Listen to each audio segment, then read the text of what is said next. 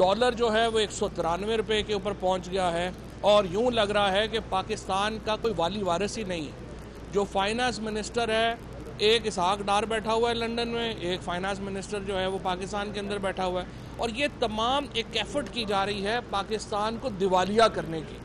हमें जो शक है तहरीक इंसाफ को वो ये है कि एक सस्टेन्ड एफर्ट है कि जिसके ज़रिए ये चाहते हैं पाकिस्तान को दिवालिया करें ताकि पाकिस्तान के जो एसेट्स हैं वो गैर मुल्की ताकतों के नीचे लगें। कहा जा रहा है 72 घंटे अहम हैं। मैं ये कहता हूँ 72 घंटे बहुत ज़्यादा हैं पाकिस्तान की मईशत के लिए। आप 48 घंटों में इस हुकूमत को घर जाना चाहिए और नए इंतखाबात का ऐलान होना चाहिए। और ये कोई हमें टेक्नोक्रेट गवर्नमेंट वगैरह नहीं चाहिए, ना हमें 90 दिन से एक दिन भी आगे की हुकूमत हमें मंजूर नहीं है। 90 दिन के अंदर इलेक्शंस होना पाकिस्तान में अज हद ज़रूरी है।